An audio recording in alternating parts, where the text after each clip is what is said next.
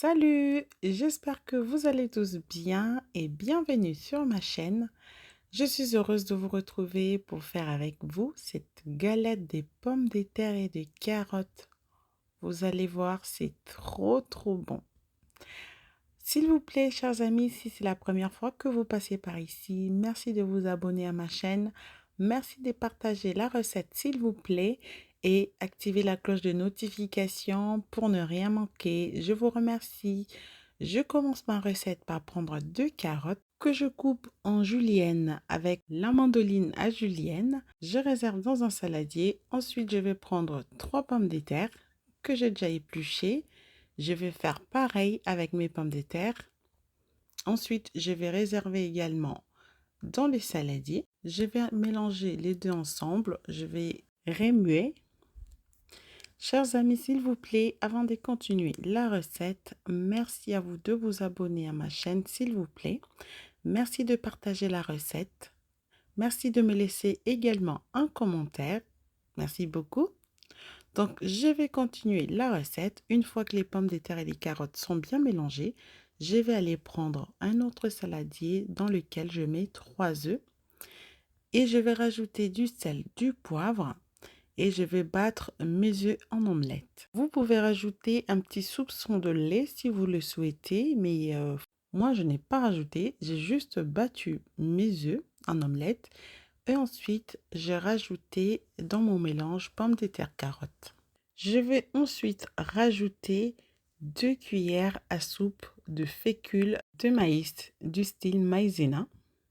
Je rajoute mes 10 cuillères. Si vous souhaitez aussi, vous pouvez rajouter un petit peu de persil, ciboulette. Vous pouvez même rajouter des lardons. Ça vous fera un repas tout en un.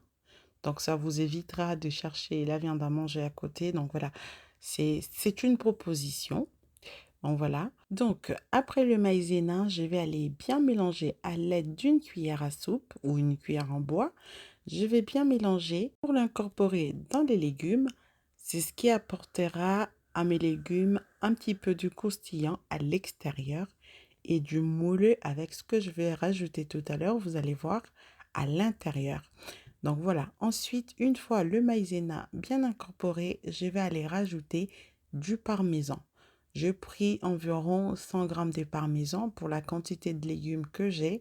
Donc voilà, j'ai râpé directement le parmesan sur mes légumes et ensuite je vais bien mélanger encore à nouveau avant de passer à l'étape suivante. Si vous n'avez pas de parmesan, vous pouvez aussi bien rajouter le fromage de votre choix ou vous pouvez le faire sans fromage si vous le souhaitez. Donc, une fois bien mélangé, je vais aller prendre une poêle de taille moyenne. Je vais mettre un petit peu d'huile et un petit peu de beurre à chauffer à feu moyen. Je laisse chauffer l'huile et le beurre avant de rajouter la moitié de mon mélange. Puis ensuite, bien tasser. Voilà, je vais prendre ma petite cuillère. Je vais aller bien étaler mes légumes dans le fond de la poêle parce que j'aurai besoin de l'espace au-dessus pour rajouter les tranches de fromage.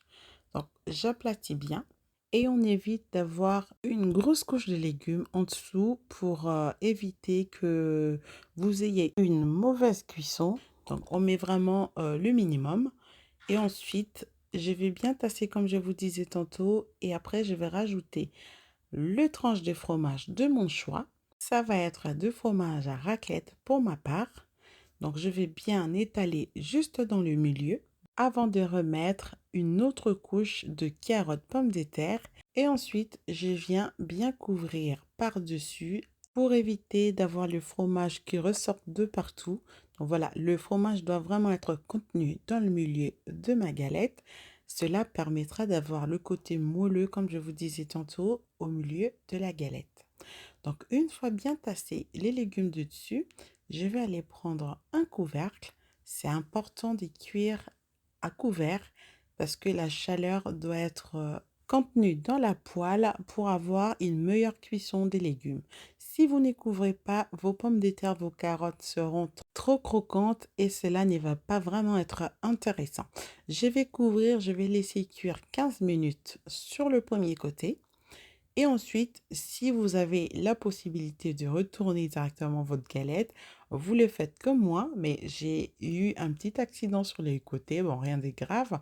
Mais sinon, prenez une assiette, retournez votre galette d'abord dans une assiette avant de la remettre dans la poêle pour cuire l'autre face.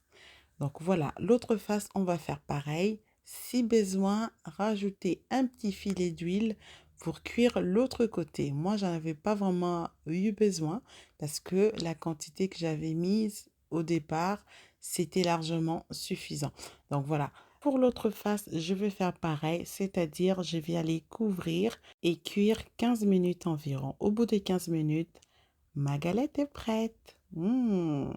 Trop, trop bon. Ça sentait déjà trop bon.